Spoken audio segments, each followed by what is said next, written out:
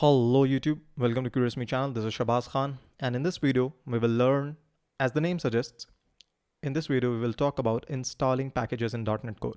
First we will look how to install backend packages, and then we will look into installing front-end packages.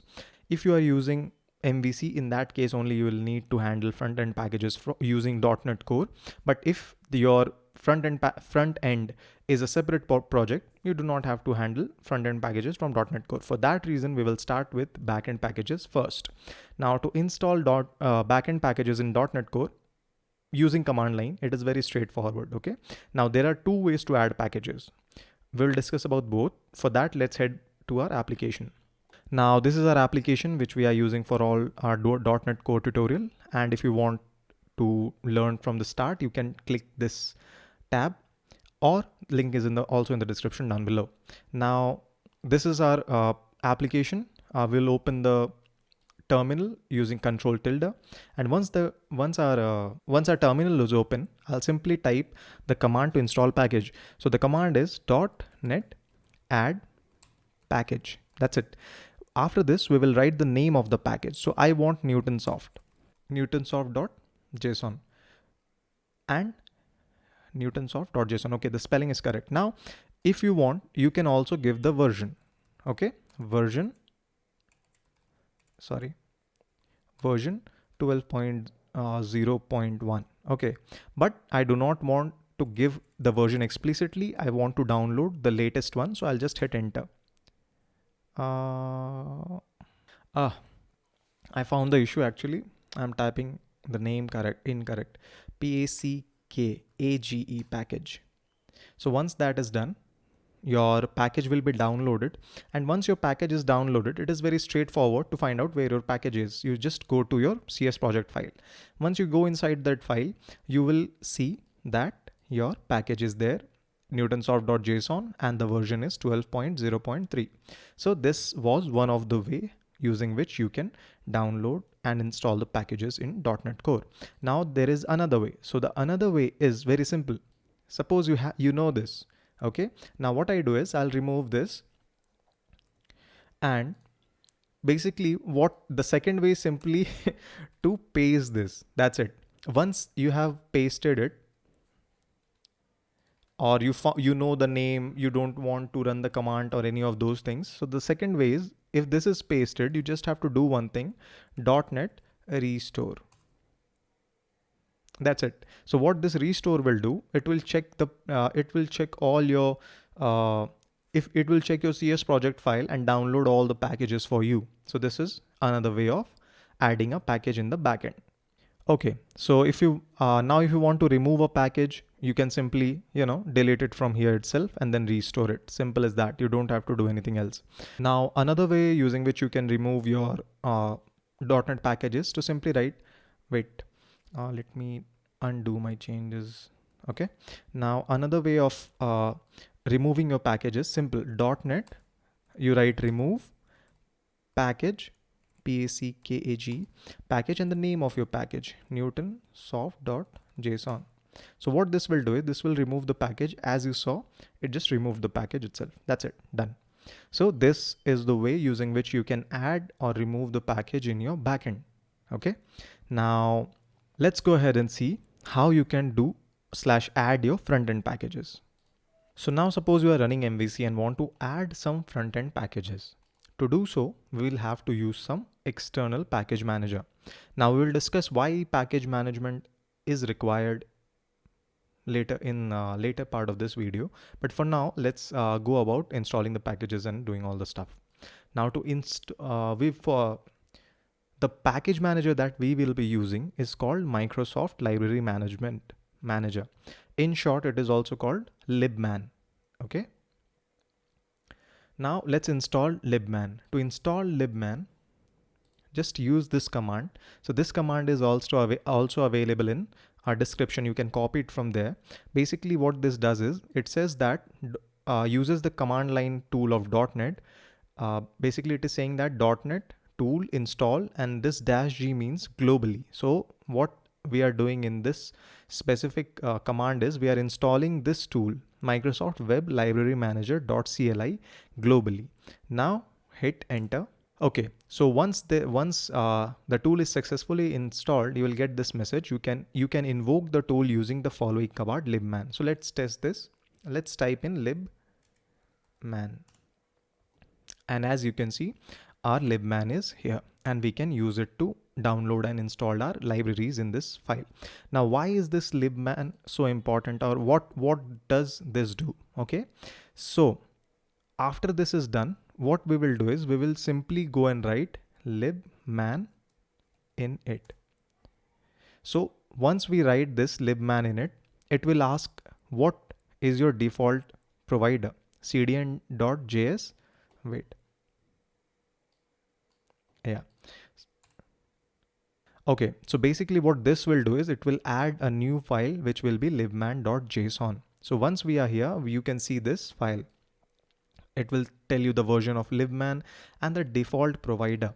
So I'll always use this cdn.js because I have been using cdns for a while now and I kind of like this. So cdn is an option here. So once this is done, we will install one of our libraries. Now, how can we install libraries?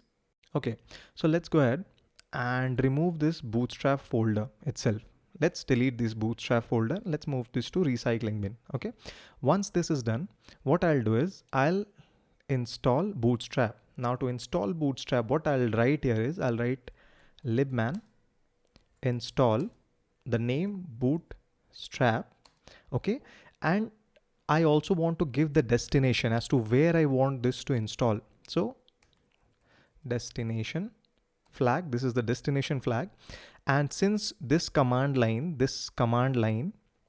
is pointing to this folder, and I'll give the path related to this command line folder. So where do we want to install this? We want to install this inside www root and inside this lib. So what we will do is we will write www root root.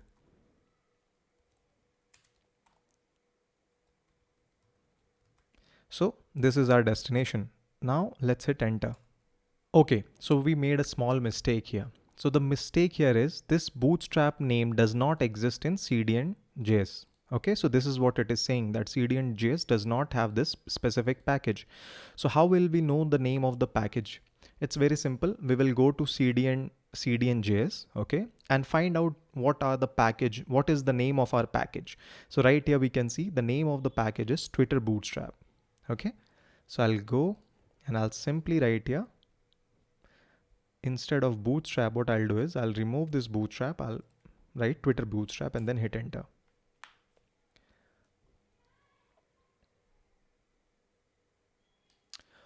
Okay, so once our package is installed, you can see that this package detail is saved in this file libman.json. So why is this beneficial? Suppose you upload this entire thing to your Git. What I'll do is I'll exclude this lib folder. Why? Because I do not want to push so much of code or so much of data into Git. Just like I do not push this bin or this obj folder, I'll not push this lib folder. Now, if I'm not pushing this lib folder, how will the other person know that what library package I need? Or if someone else is working with you, how will they know that, okay, I need these packages? So it's very simple. Let me delete this Bootstrap. So what I did is I deleted this Bootstrap, okay? And you are pushing this libman.json to your Git. What the other person will simply do, they should be in the same directory where this libman.json file is there, and simply running libman restore. What this will do is it will go to this JSON, search all the libraries, go through all the libraries and install them one by one. Okay, so this is why it is kind of a very handy tool. So this is your library package management for front end. Now let's adhere to one more question. So the another question is, what if I do not want these many files to be installed?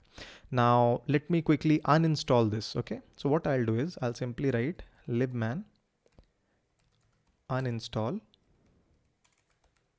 Twitter Bootstrap and hit enter. What this will do is it will simply remove this Okay, and here you can see it also deleted the Bootstrap itself. So this is the one way using which you can uninstall the libraries that you have installed, and that is also reflected in this JSON file.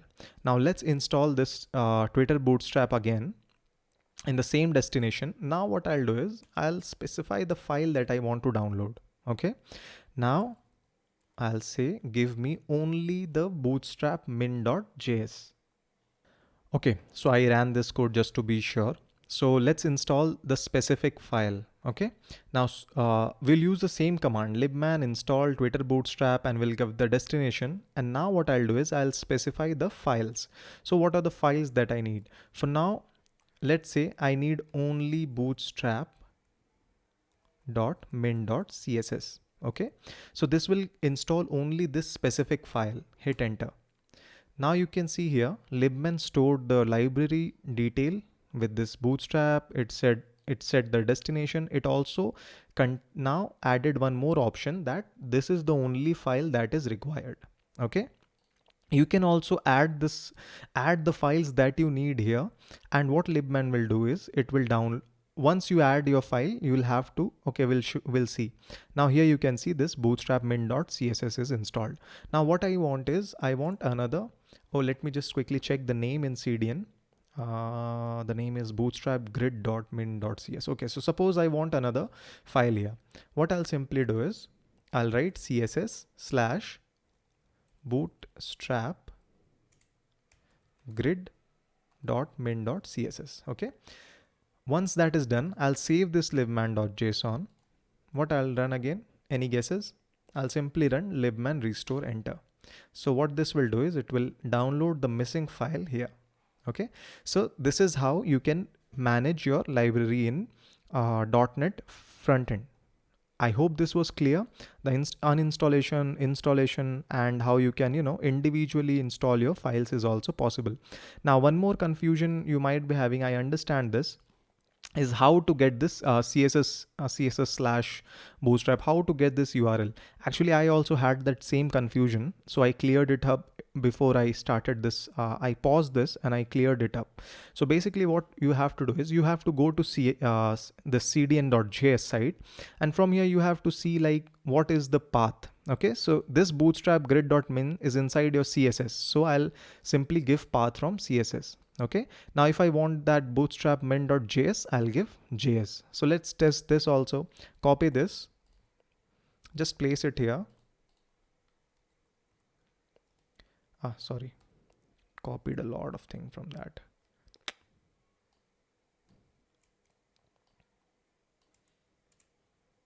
Same, save it, again run this libman restore, and it will download your JS. As you can see, we have our bootstrap min.js. We have everything here. So this is how you can manage your libraries as well. And similarly, you can install jQuery validation and all these things. And just to sum it up, what we did here is we use .NET CLI to have install and uninstall packages in our .NET backend. Okay, and we used libman to install and uninstall packages in our front end. Now the reason why we did it is because we wanted to keep track of all the packages that we have installed in our application. So for backend, we have if you remember from like 5 minutes ago, we had a list of all the packages we installed here, right? Similarly, we have all the list of packages and the files that we have for front end in this libman.json. So this enables us to not upload bulky library files, okay, and bin and obj and other related packages to Git. We have all the list. We can simply run either libman restore or .NET restore to restore all our packages from the list given here or the list inside our CS project file. So I hope this tutorial was useful. If you have any doubts, you can ask questions in the comment. I'll try to answer. And yeah, this was a very short tutorial on how to install packages on front end and back end.